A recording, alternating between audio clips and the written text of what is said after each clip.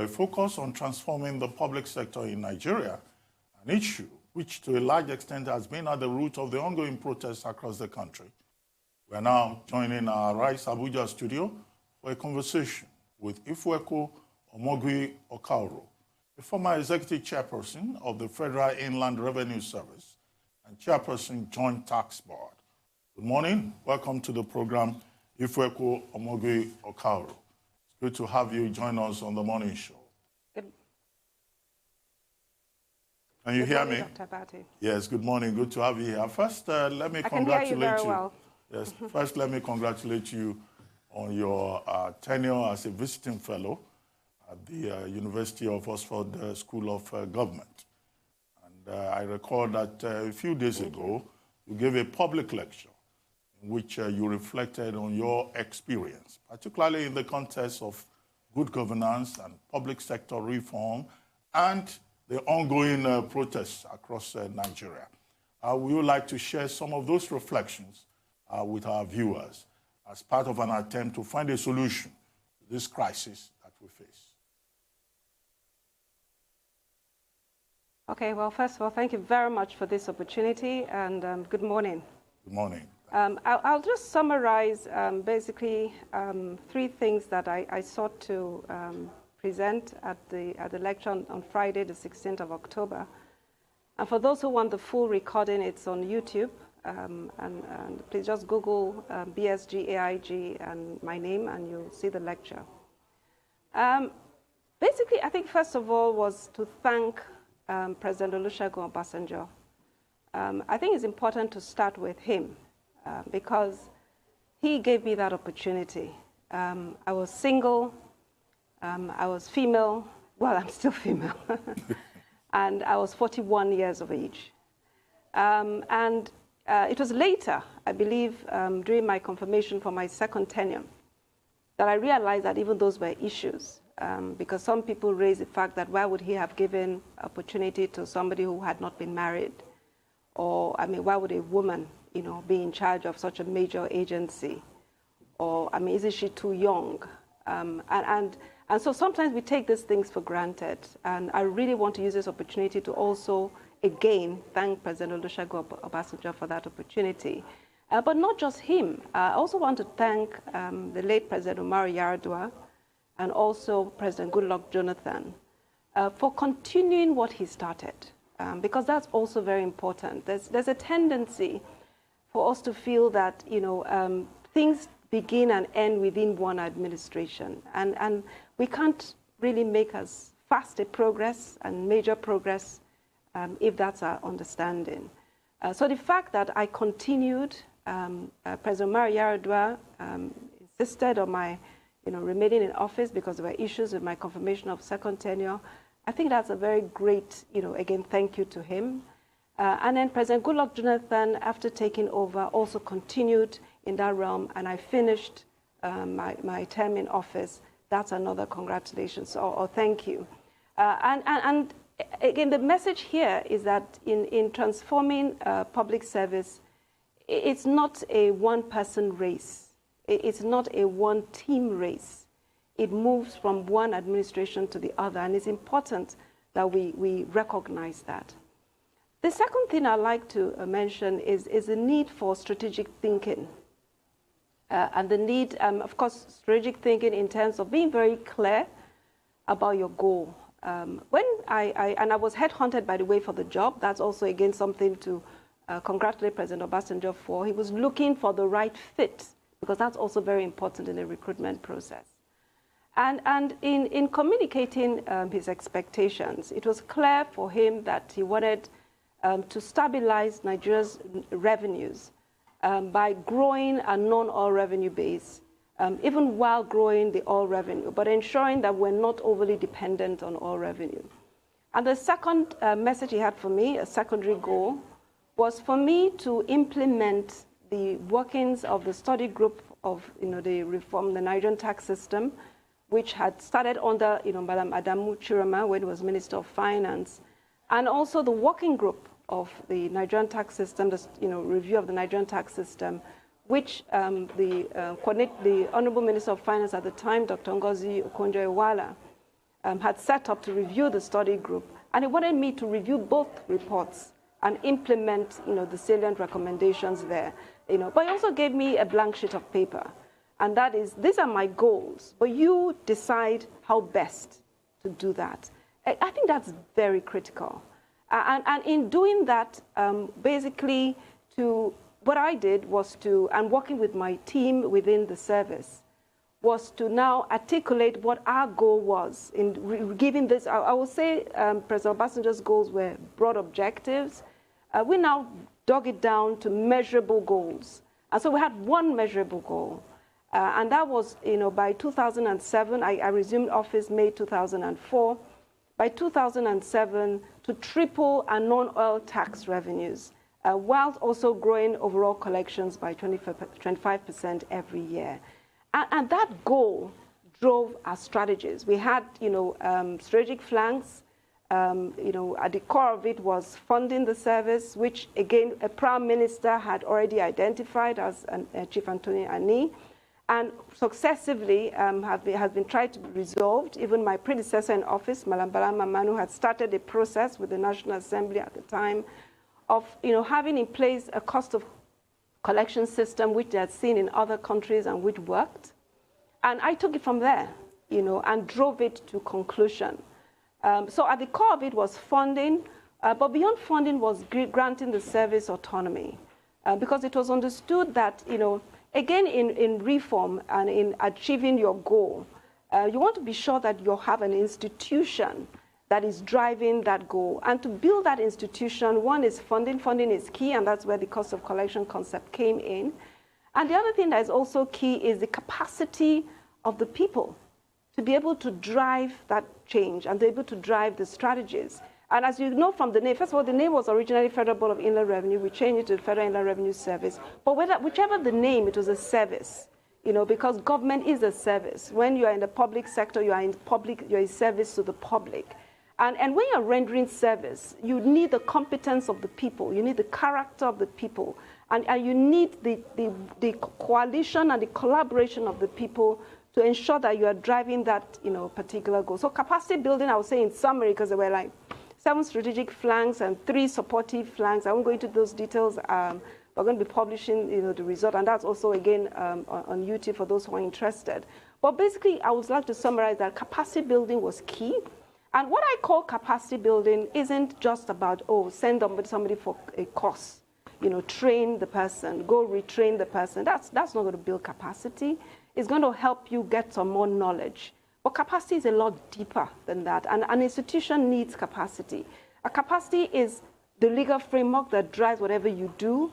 Capacity is your structure at the top, middle, lower levels. Capacity are your people, the knowledge they have, the competencies they have. But beyond the competencies is also the fact that they should have the attitudes and the behaviors. And training around attitudes and behaviors, in addition to training around technical competencies, are just as important. But in addition to that, you need to put a career development program in place, because so you train somebody, but he has no hope. He doesn't see a future. He doesn't know where he's going. It still doesn't help. So that could just be a short-term measure, but you need to look at that in totality. You look at the way the person's performance is managed. You look at, so for example, what are rewards? How do you recognize people? How do you sanction them?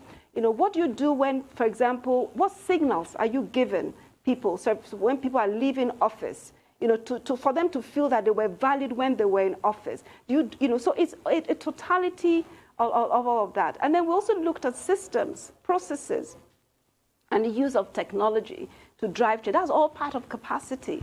And of course, the ambience, the work environment, and some could even act your living environment, depending on the kind of work you do. The totality of that is what we call about capacity. I quoted something from your address. You said, regarding the culture that a public servant ought to have, be ready to always challenge your thinking, listen, reflect, communicate to your diverse stakeholders, and stay focused on serving all of your stakeholders, even when you risk being misunderstood. I mean, that's a really weighty sentence in the way you just expressed it so lightly.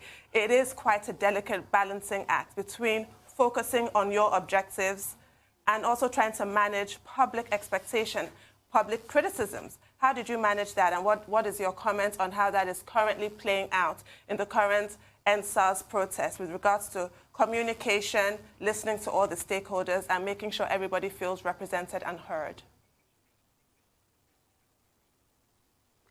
All right, thank you very much, Tundu. Can you hear me? Yes, I can. I've lost you. I can hear you. I can hear you perfectly. All right, thank you. Okay. All right, great, thanks. You're right. It's a weighty statement. I was thinking of how best to present it in such a way that people recognize that it is achievable, even if it's complicated, and even if it's tough. And because if I start with it being tough, it may just, basically let people feel that it's not something they're even going to, try doing. How did I do that? I think, first of all, it starts with you as a person. What do you want to achieve? And that's why I said one of the things I want to communicate is that you need to be ready. You need to be ready for the goal you've set for yourself. And that goal that you've set for yourself needs to be aligned with you as a person, your essence, because that's what keeps you going. Sometimes people feel that it's the motivating factor. It's remuneration. Remuneration helps in terms of support, but I can tell you for the FRS, one of the things I also mentioned was that one of the challenges that the president mentioned to me when I first met him before giving me, appointing me, was that, oh, you're going to be earning less salary than what you've been earning before, and was there a way he was going to support? And I said, thank you very much, but it'd be nice to have a feeling of how those I'm leading are feeling, so that way helps me internalize and identify what their needs are. So I say in one word is my belief that this was important, this was necessary, and this needed to be done. And the strategic competencies I had before taking up the job, I mean, I'd led a strategic, strategy services department in Arthur Andersen. My core is strategy and change management, even though, yes, I'm a chartered accountant. So the competencies I had, my prior experience I'd had, also reconfirmed in me that this was important. And in doing that, the other aspect that was also important was being true to who you are. So having said that, I knew you needed to manage diverse stakeholders. You can't do this kind of reform without managing diverse stakeholders and talking to them and engaging them and understanding where they are coming from so that they understand where you are coming from. You can't do it. It won't succeed.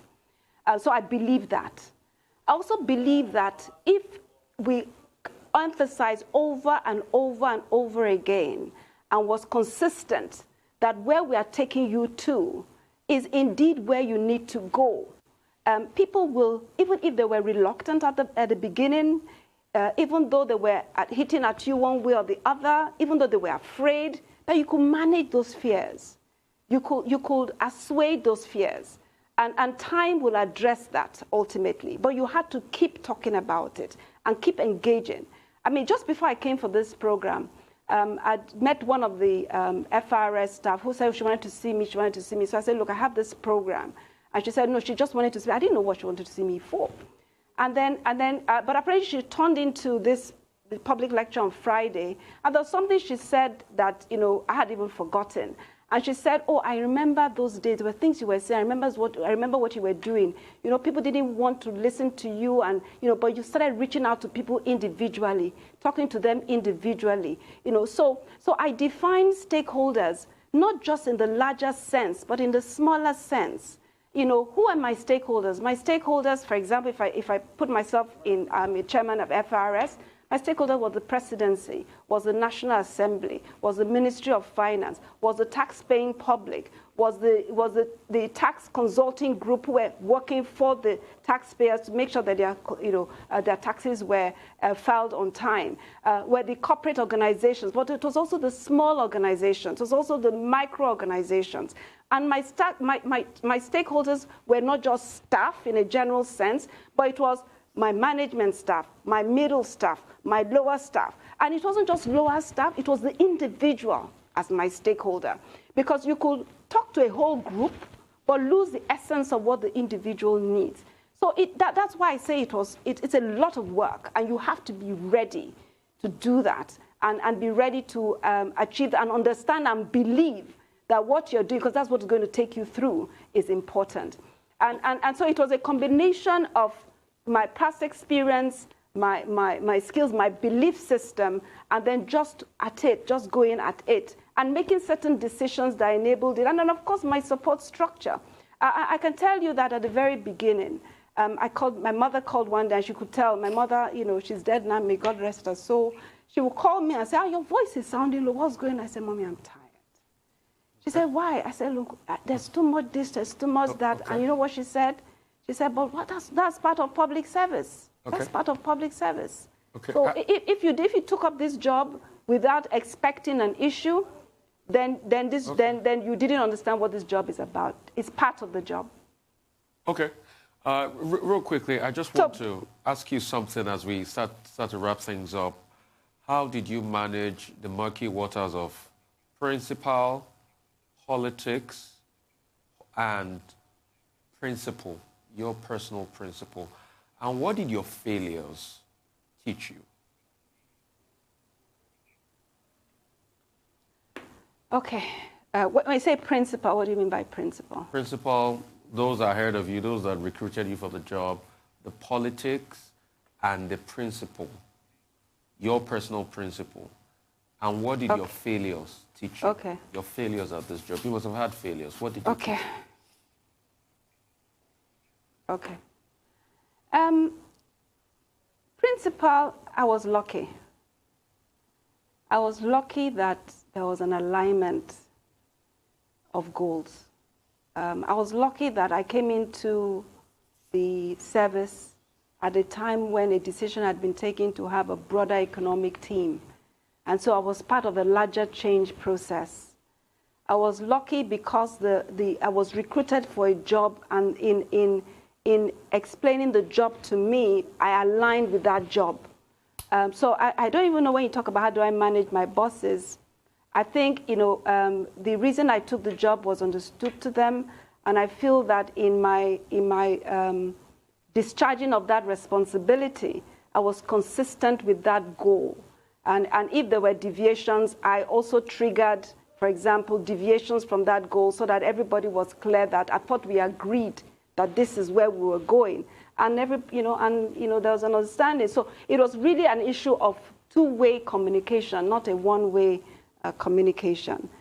In terms of politics, how did I manage politics? Now, let me use an example to talk about, politics in two angles. There was a politics of, in a sense, the tax consultants. And I'll use that to also talk about principles. And maybe I should start with my principles before I now talk about politics, because I think it helps. It helps to discuss your principles before politics. Some would describe me as pretty firm in my beliefs. I could, I could change, like I'm writing, and I see that my writing is not what I wanted to do. I can change it 5 times because my principle of it really needs to be a quality product does not change.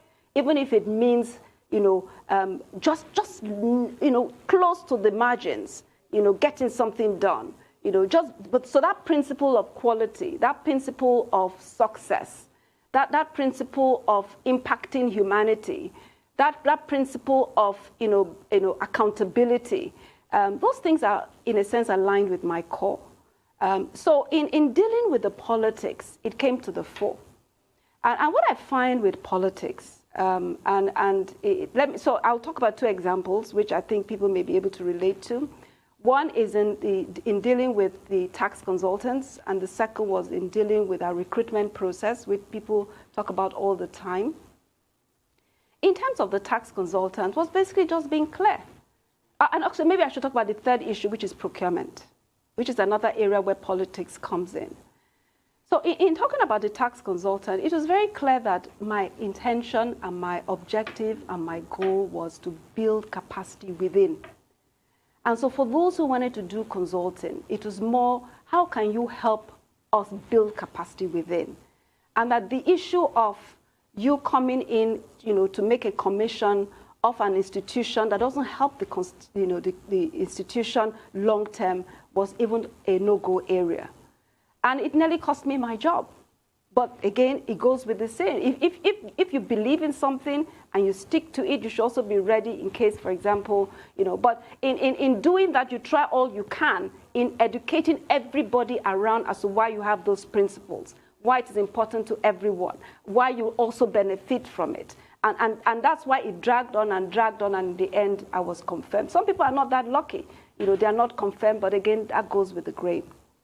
The second area I like to talk about is procurement. And the decision I took to manage politics was not to get involved with procurement, and only to get involved with procurement when it came to the processes. So if you called me, for example, and said, oh, I know you, I want to do procurement, I say, go to the process. We advertise, apply. If you have an issue with the process and the process is wrong, I'll intervene. And that's how I was able to keep that asway. The third area is in terms of recruitment. Now, recruitment is a very challenging one because you have a situation where everybody wants somebody recruitment. But then you also need, for example, clarity around who you want recruited, what jobs you need. And so recruitment for me was a very strategic decision as to how do you fill vacancies? What structure do I put in place to drive the goal? What kind of people do I need? So, and that was advertised to give. And the other thing that was also very important to me, coming back to principle, was that the fact that I went into public service with this belief. I'm a product of the public service. My two parents were civil servants. My school life was scholarships. I had a federal government scholarship. I entered Queen's College, Lagos, on the Midwest State Scholarship that was given, and the government paid my school fees.